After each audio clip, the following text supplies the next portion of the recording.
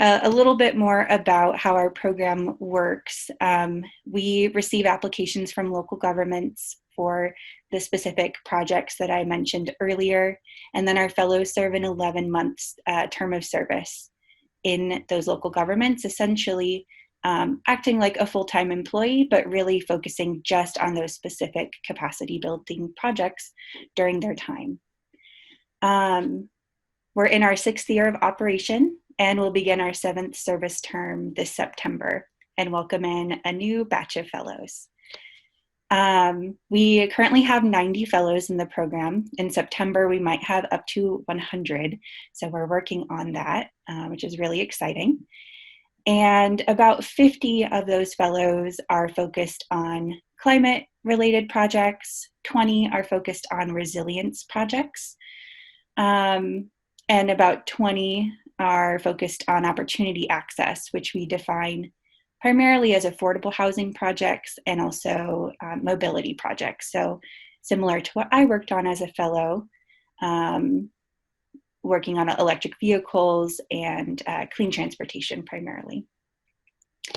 And then about a third of our cohort comes from out of state. So it's not just Californians working in California. We are actually really happy to have about 30% of our cohort coming from out of state to learn more about what's going on here, but also bring in a diversity of thought and experience to our cohort and to our local governments. And finally, most fellows, all fellows have to receive a bachelor's degree to be eligible to join the program. Most of them have received that within the last 1 to 5 years. So usually our fellows are early on in their professional careers. However, we do have a smaller subset of fellows who are just trying to make a career change into the resilience space. And then if you can go to the next slide, thank you. So I mentioned earlier that our fellows primarily spend their time working on their capacity building projects for local government. But in addition to their day-to-day service, CivicSpark as a program offers several pathways for fellow professional development and education that both helps them perform what they're doing in their service projects in a more effective manner, but also spend time to think about their career development and their career pathway, their personal resilience and ability to sustainably work on really challenging issues, and also learn leadership best practices in the adaptation space, affordable housing space, whatever topic area they're working in. So we offer a number of trainings throughout the year that are related to these objectives. Most of our career development and personal resilience trainings are offered at a regional scale. When we're not sheltering in place, we normally meet at a monthly rate in person in our regions, and we cover different career development, soft skills. We also have leadership projects where fellows can step up and do something to benefit the cohort at large. And then we have statewide webinars throughout the year as well. But network calls is really where I want to focus in today, because this is the space where we offer the workshop. So we have 3 network groups this year. The first is climate change mitigation and adaptation.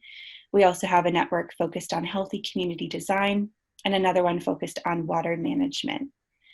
And where we offered the workshop was, of course, in the climate change mitigation and adaptation space. And the purpose of these network calls is to allow fellows to connect from across the state. If they're working on similar projects, they get to troubleshoot challenges together, and then also get to learn about the cutting edge strategies, frameworks, and research and resources that are out there as they're related to their projects.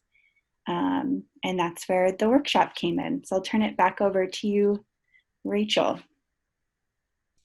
Great, thanks, Kaylee. So The workshop. We have been running this workshop. The first time we ran it was May 2018. So we've been running it in various forms for about 2 years now. Um, and um, we have done all all in person, as I mentioned, except for this past iteration for the CivicSpark Fellows last month. We've done a few different audiences for this training. We've had some audiences that are more like specifically adaptation focused and some more general. You can see we offered this training at the American Geophysical Union fall meeting, as well as places like the Local Solutions Conference, which is a pretty explicit adaptation community resilience focused conference. And we've had a few different foci for this training. It's always, of course, been based in the Living Guide, and I'll talk a little bit about the Living Guide for those who aren't familiar, and you can also click on the link that I sent in the chat.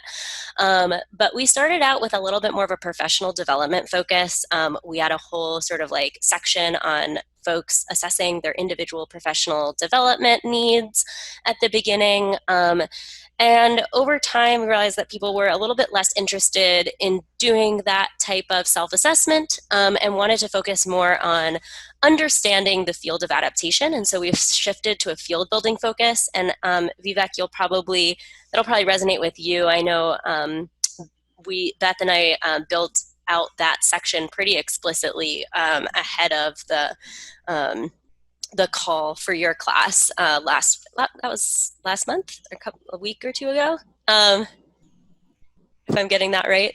And so now it's really focused a little bit more on adaptation field building and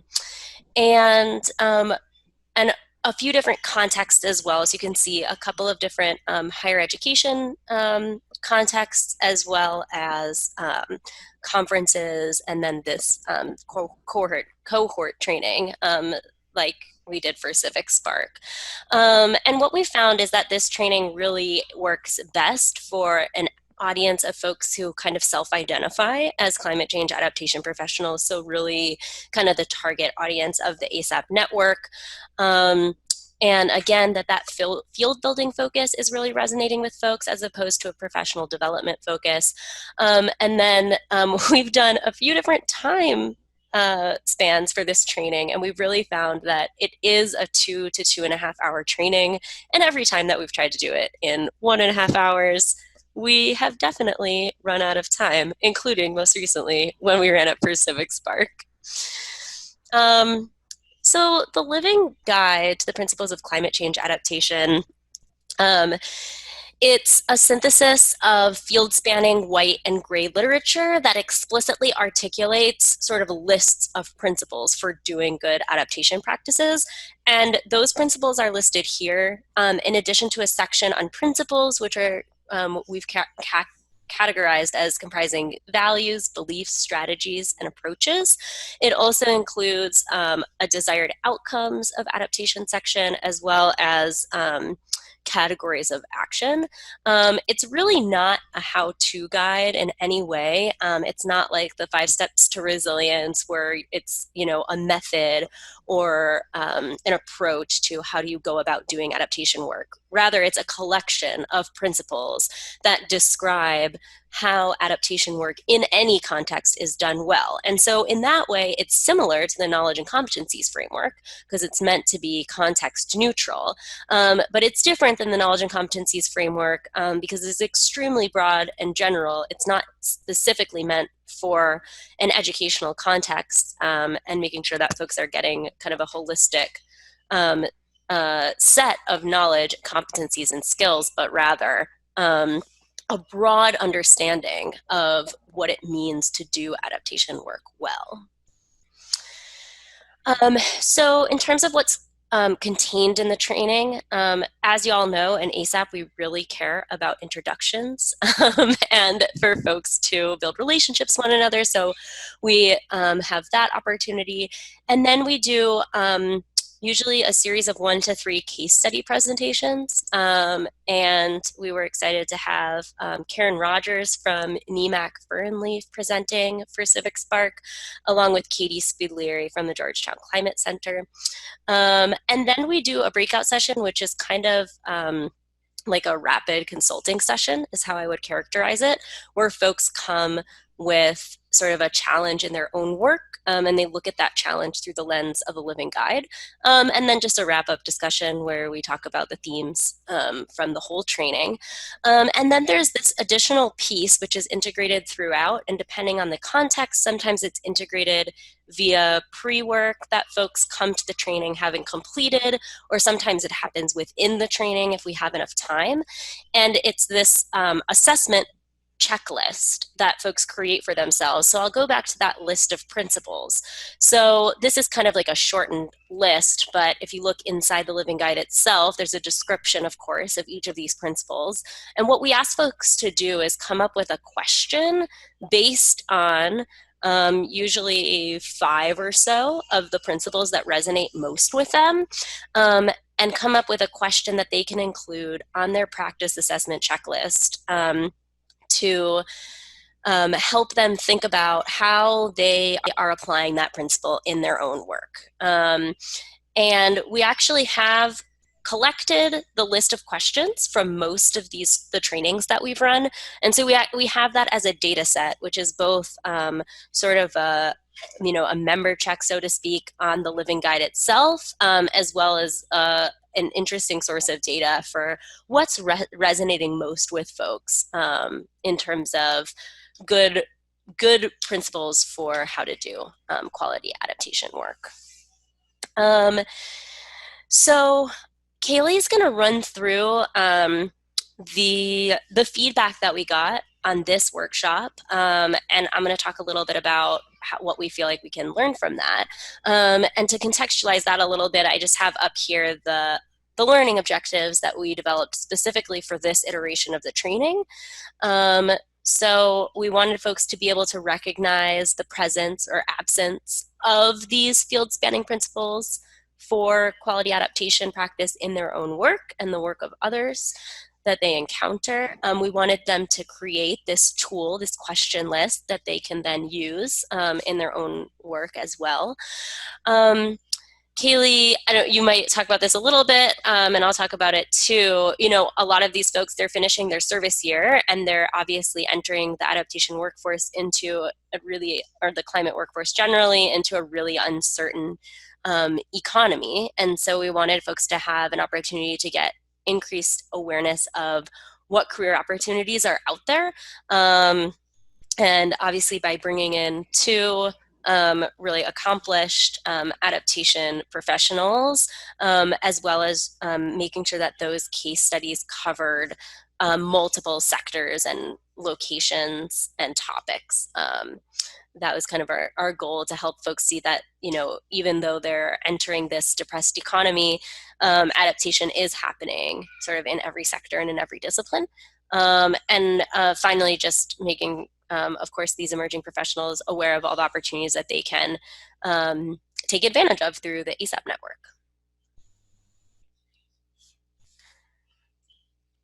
Awesome. So I'm just going to cover a couple of points that I think stand out after we've tried to adapt this workshop to virtual with the CivicSpark audience. So ultimately, I think it was a pilot, it was a test, and even though we did run out of time in the end, I do think we were really well suited to adapt this workshop to a virtual format, primarily because our fellows are already very used to virtual trainings, even before shelter in place, because we're dispersed across the state. And as I rattled off all the different training opportunities we have a couple of slides ago, fellows are very used to hopping on a Zoom call every few weeks. So we were well set up to be able to test this with our specific cohort. But the primary adaptation that I see was at the time required to adapt to a virtual format was keeping the time of the workshop to 90 minutes. As I think Nancy and Rachel had mentioned in the group go around, Zoom fatigue is real, and our fellows are definitely not immune to it. So we try to keep all of our virtual trainings to about the 90-minute mark if we can. And to help us get to 90 minutes only for the workshop, we assigned pre-work to the fellows so that they were able to familiarize themselves with the living guide before the training, figure out which principles resonated the most with them, and then also start working on that checklist that, that Rachel mentioned before they even logged into the Zoom call.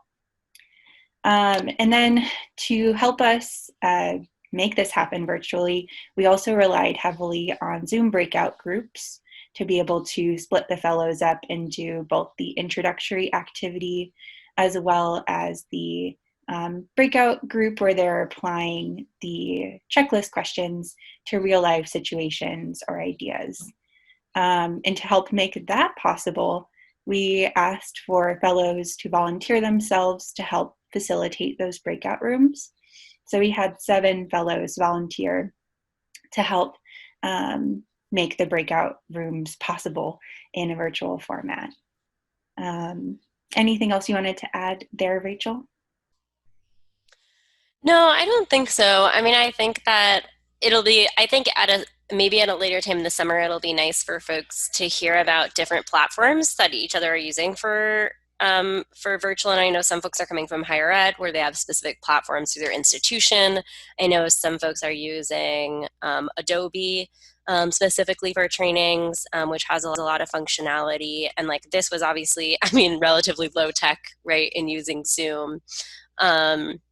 But that I think that'll be an interesting area for us to explore as more folks are going virtual. Awesome. Great. So I'm going to cover some feedback as well. So about 10 fellows responded. We had about 30 on the call. So overall, I think that's not a bad response rate.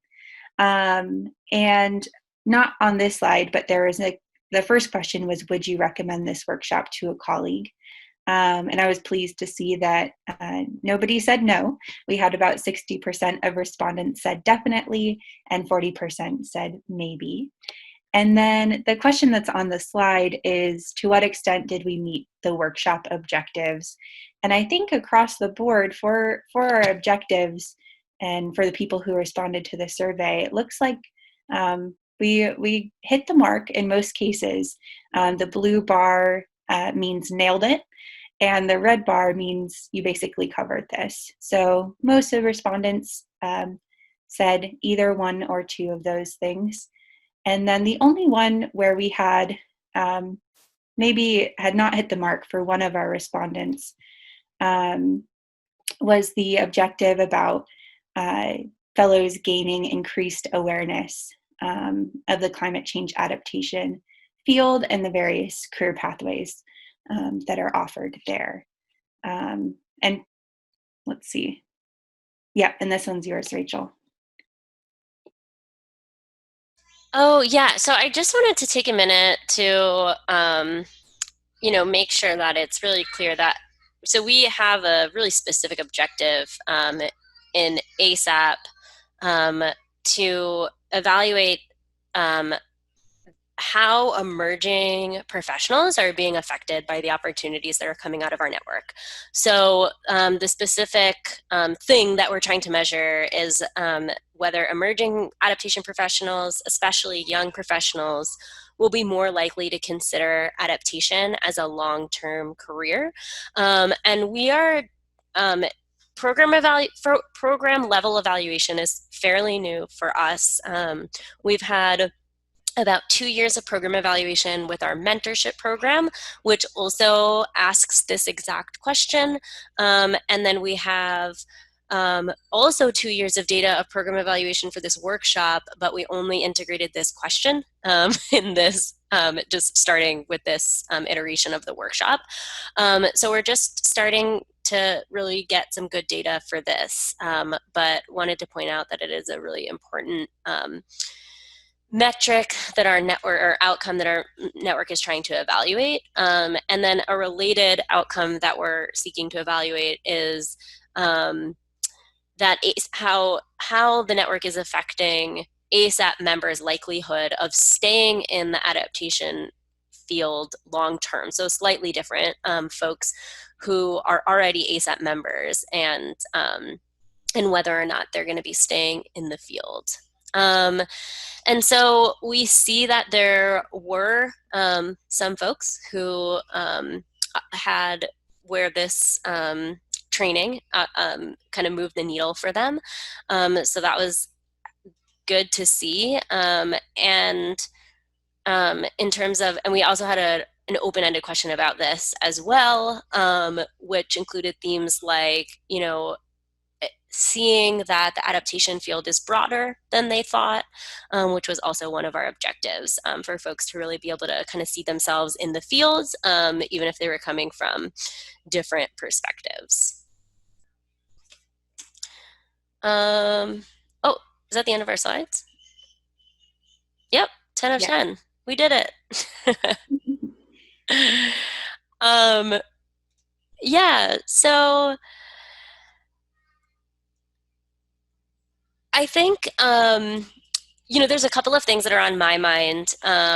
We can open the floor for any questions for Kaylee about CivicSpark or their training program as well. And then I would say things that are on my mind that I'd love to get folks insight into are any other opportunities that folks might know of to deploy this training, as well as based on the content of the Living Guide or the learning objectives that we used with CivicSpark, or the training components, if there are any specific audiences that we as ASAP should be targeting for this training. So those are kind of the themes that I was thinking about for this discussion. Since we only have 7 minutes left, I want to devote at least a few minutes here for questions for Kaylee or any initial responses that folks have, and then make sure that we have time for some wrap up. But let me open the floor now. I had a quick question. How much did you guys use outside resources? Was everything kind of packaged in terms of what you had? Did you have other tools that were out there? Everything was totally packaged into what we had. It was like, in terms of like virtual learning, do you mean? Yeah, in terms of the content and the tools that you provided them. Yeah, I mean, this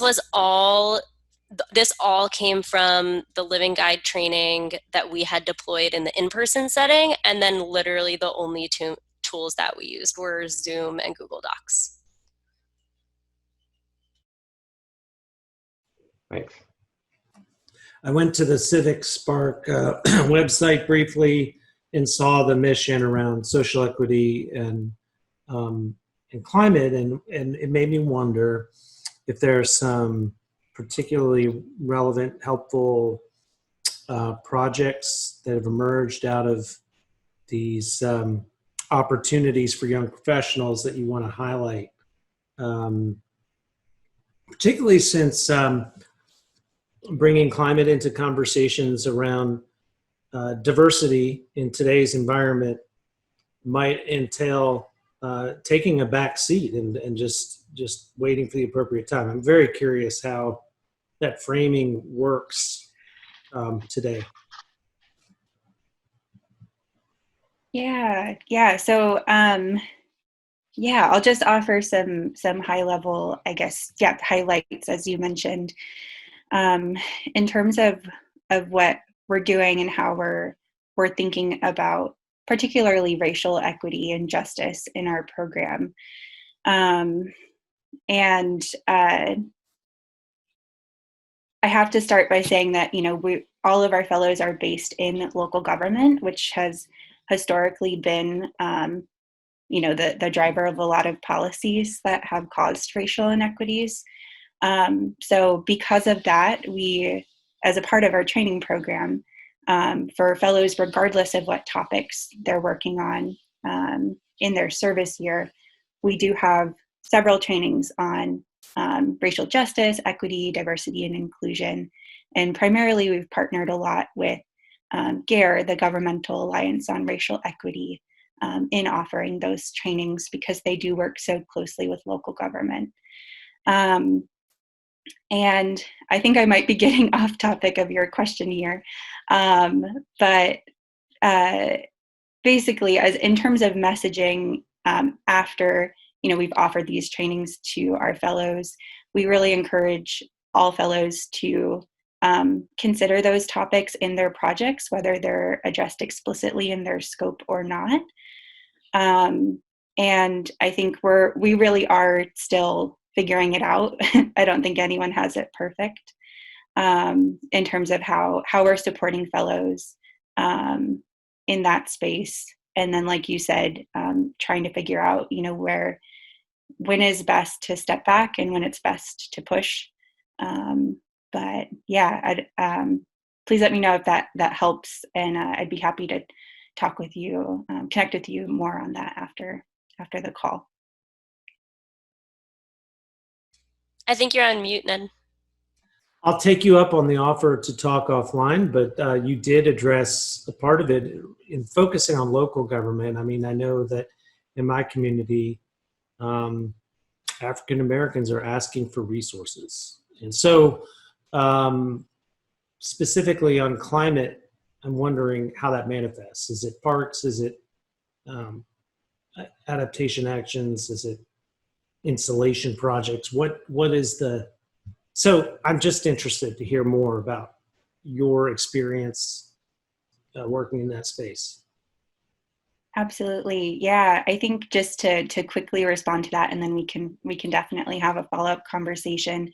The area that we see our fellows and our local governments working in climate on addressing racial injustice is primarily in the community engagement and education space. That's where a lot of our fellows focus on, is helping local governments bring the entire community to the table on climate action plans, sustainability, and adaptation resilience planning, among the other projects that we offer. So I think if that helps, just to zero in a bit more where we see our fellows being most effective, it's in the community engagement space around these topics. So we have 2 minutes left to the hour. I wanted to take a moment to brainstorm what folks would like to hear about or share about at next month's meeting. If you could speak up or type that in the chat, that would be wonderful. And if you have any more burning questions for Kaylee, if you want to put your email in the chat, and folks can also type those in the chat if they'd like.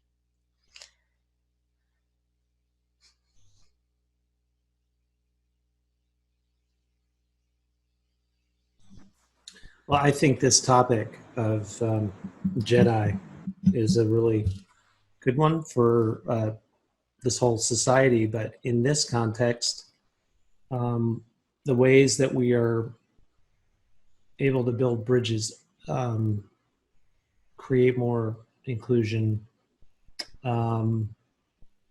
Climate often does have to be. My favorite climate communicator at NOAA is a guy who says, it's like climate is something you offer and you just hope someone wants to take it. And I'm thinking that that's a useful thing to keep in mind when we're trying to bridge into communities that have been disadvantaged. And I'd like to hear more about people's personal experiences delivering an outcome, producing a result, and learn more about how to be effective. So Ned, we had a small project we started with City of Toledo with their sustainability director there, Beatrice. It never got finished, but I know her hunger was to have sort of methods for engaging the communities better. She was having some challenges in doing so, particularly around climate. but also some broader sustainability issues. So I think there's actually a real unmet need on tool sets to do so, just because there were kind of as you're hinting at, there were higher priority issues going on in the community, and she was really having serious, as a African American woman, she was having problems engaging an African American community on climate issues. So she came to us saying, do you know anybody who has kind of these tools that I can use in a way to just talk about these long-term, high impact, but slow burning priority issues for the community. So I think there is a real need there to start thinking through a different set of tools than what we've put together so far. Just kind of designing it very differently as an engagement model, because right now we have the prepackaged stuff, we have the funnel them into program stuff. I don't sense those are particularly working. I think the Native American community perhaps is a good model to use because they are so engaged on climate. But again, very, very different life and cultural circumstances than those that are high vulnerability in some of the urban environments. I don't think I said anything except yes, maybe it's actually a project. Yeah. No, absolutely. Okay, so since we're at 2 past, I'm gonna officially close the meeting just to be respectful of folks who need to leave, but we'll stay on the line for another 15 minutes or so. Please stick around if you'd like to discuss topics for an upcoming meeting, or if you just want to keep talking about this topic in particular, justice, equity, diversity, and inclusion. Since that's the first one that was raised, we'll definitely pursue that and think about a good speaker for that for July. Again, folks are welcome to stay, but if you need to jump off, thank you so much for joining. Thank you, Kaylee, for presenting, and we'll see you all next month. Thank you so much. I'm going to stay on the line because I have a thought. Great. Yeah, please on what go Ned ahead. is saying. So we're in the American Evaluation Association, we're having these same conversations sort of from the other side. And one of the things that I and others are involved with is, as evaluators, and it's easy from a non-evaluator perspective to say that evaluators come in at only a certain point and look retroactively, which is a pretty narrow view. We're usually engaged throughout in a way of looking at an entire program and planning process, and are often very formative. So with that in mind, the association as a whole and our membership has given a lot of thought and continues to, of course, around these JEDI questions and concerns and approaches. And then there's a smaller subset of us, but very fast growing, that are thinking along the same lines about how climate needs to be essentially embedded in the same way that, frankly, the JEDI folks are ahead of us on. And of course, coming out of our silos and having an appreciation for the fact that these things need to be embedded across sectors and contexts, rather than be add-ons in a way, and how to best provide resources and education so that can happen efficiently and seamlessly when it needs to, without feeling burdensome to those who need to say yes or no to that kind of thing.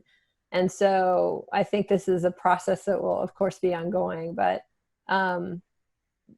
I definitely have, I'm in this group with an ear on the ground for that kind of thing too, both from the perspective of bringing resources back, but frankly, more so like looking for opportunities to bring folks together around these, because there's a whole group of folks out there that I'm not aware, because I don't think they're on the, let me know if you're involved with the American Evaluation Association, but if not, I think there's a lot of cross-fertilization that we can build on there and think about.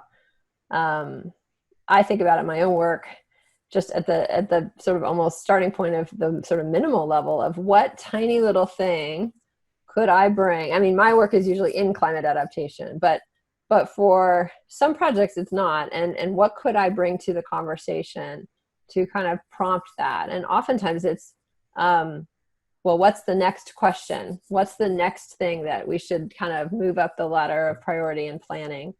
So that's where I see that kind of getting a start when it's non-existent otherwise. So I'll stop there. Yeah, I think that's a really interesting perspective, Heather, is sort of like, what are the lessons that we can learn like about integration from a space where integration is already happening? And then, obviously, how do we then also better integrate both of these things into, the spaces where we're working? Yeah, and I think it's like I said, like the idea of it being sort of an additional thing to have to think about or provide resources for is, that's kind of a almost like a zero-sum outlook. Whereas, instead looking for the opportunities of where can that be integrated, where it doesn't have to, where you're integrating into spaces that are already being invested in or already being planned, and just reframing in different ways. So it's not more costly. Mm-hmm. Yeah, absolutely. This kind of mainstreaming approach that we return to so often for adaptation.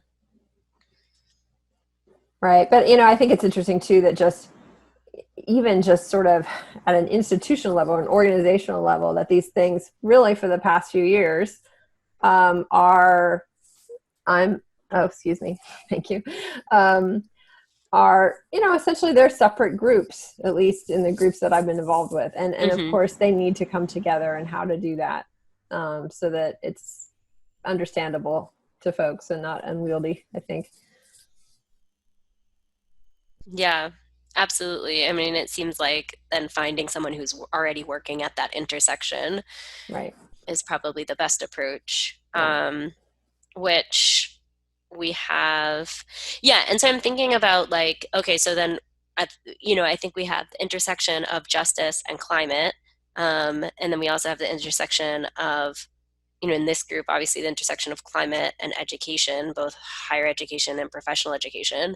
And then is there a place where all of those things intersect? And the environmental justice space is super well developed, right? And is, more developed than adaptation in a lot of ways.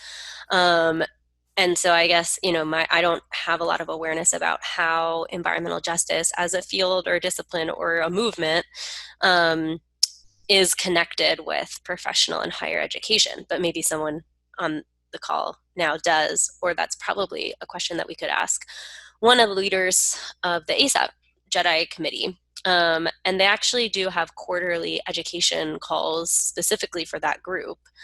And those are education, obviously in the broad sense. I mean, they're meant for people to come and become more educated on the topic of justice, equity, diversity, and inclusion. But certainly that would be a great resource, I think, for us to turn to, at least for an idea of what we could do together in July. Yeah, for sure.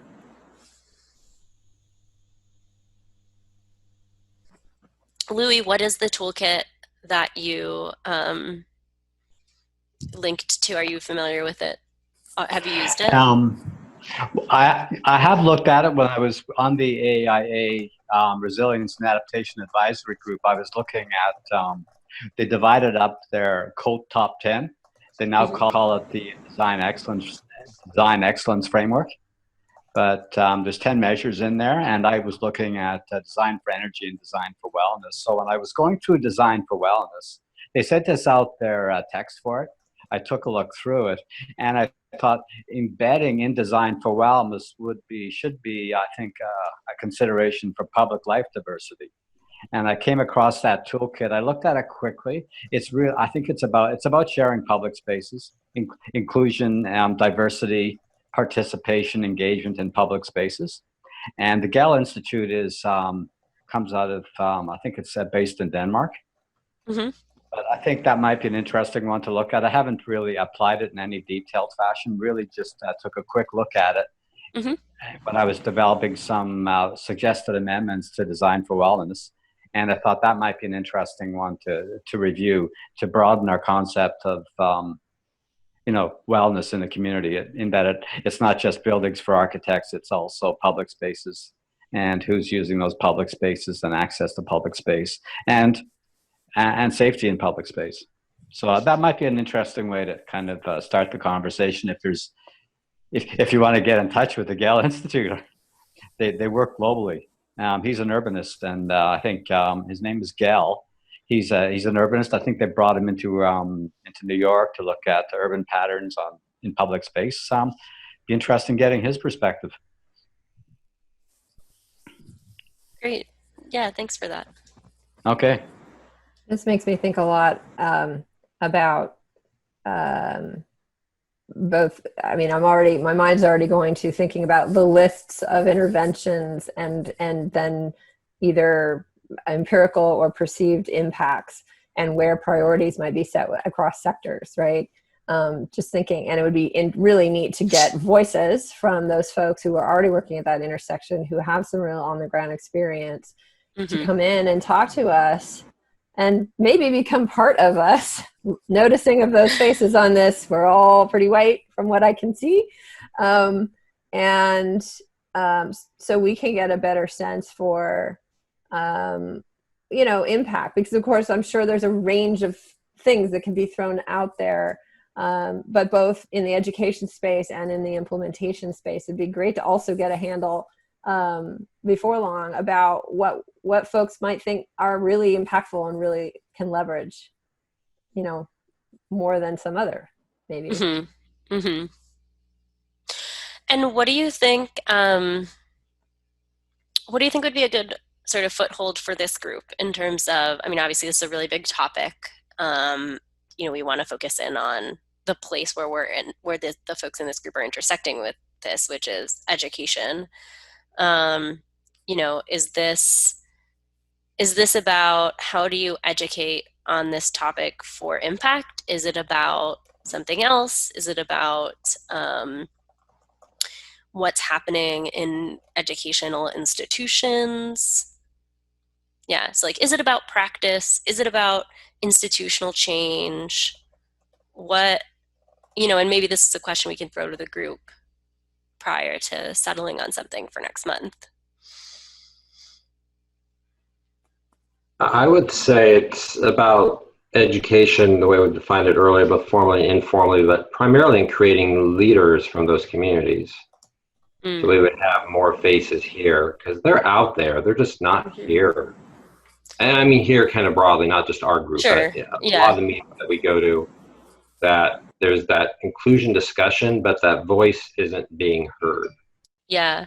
So inclusive education and workforce pipelines almost. I like that, workforce pipelines, or, I mean, as you said, there's the environmental equity space, but that's almost more of an activist space rather than a professional space, which already marginalizes those individuals.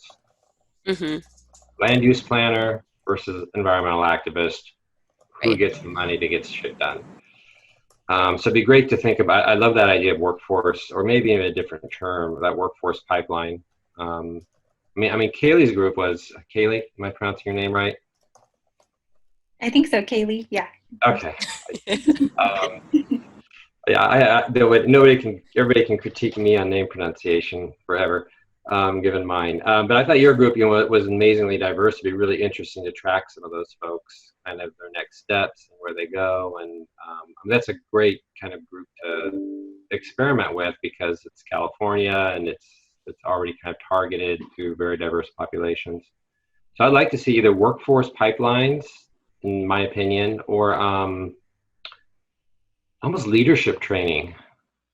So they have the tools when you decide to engage on this, you have the tools available in your hands to engage in a way that forces everybody to listen to the one brown face in the circle. Say that one more time, Ned. So kind of almost leadership training or leadership empowerment, so that they have the information accessible to when they are engaging in these issues, and when they come to be mainstream, that they have the ability to have the information at hand to bring to the table. and an Oh, informed. okay, so like um, leadership training for folks Maybe to like training community leaders. like emerging as leaders in their own communities. Yeah, but maybe on completely different ideas. I mean, they may be emerging on their own priorities in their communities now, but how do you give them that toolkit to engage on climate and adaptation and neighborhood planning when that moment comes? Mm-hmm. Yeah, I mean, that's really interesting. I feel like that resonates a lot with what we were working on through the resilience dialogues. It's been so long since we worked on that program. But it was really about, I mean, I would call it leadership identification more than anything, which Those is, are already leaders. Those are already community leaders, yeah, right? so the community leaders already, it's based on the assumption that the community leaders already exist and that it's us as the adaptation, people that it's our, the onus is on us to identify and connect with existing leaders and to hear from them about what is it about climate that resonates with them in their community and what are the needs that they see, and then serving as that connection point then to the resources that speak directly to those needs. So rather than a pre-identification of here's the toolkit or here's the whatever, you start with what the community leaders are saying. Yeah, exactly. So that was, I mean, that was come back to my point or my question about what you guys use for outside. Oops, I'm sorry, got some background noise. Outside resources. I was just wondering if there was flexibility in seeing where they go for new information and data. With online, you can't. You want to can it as tight as possible for online training, or that 2-hour session turns into Right. 6. I get the pragmatics of it, but it'd be really interesting to know where people go for that information when they feel like they need it. Mm-hmm. What if you gave a bunch of African American community leaders a workshop, like a problem set, and then just say, okay, where do you go? Here's flooding. You've got 3 flood events. You've got a redevelopment project coming in. It's going to affect your community. Where do you look for expertise? Where do you go for information? Do you have tools that you would hold to the table already, or and are they different from where the rest of us would go? So Derek, I mean, this isn't the resilience dialogues didn't track, I would say, like community demographics in that way, but in terms of everything else that you're describing, I feel like, do you want to do a research project on the outputs of the community of the resilience dialogues? Because that's Almost. like exactly what you're describing. For this group here, Haley, Heather, whoever else, there's an upcoming call right now for civic innovation from NSF. If you're interested, email me. Proposal's coming up in a month or 2. I have summertime to work on it because I can't travel anywhere. There would be a big pot of money that we could potentially tap to do real research. I'm interested because what we're talking about intersects exactly with my one project and more generally with everything else I'm doing. So evaluation feels in a really good job of pulling in like subjective, I mean, it started that whole objective evaluation tools, and for the last, oh God, forever, it's been about subjective kind of understanding of impacts in your community. So that would be a useful toolkit to have, and with some applied approaches. Well, I'm actually currently designing research in Maryland on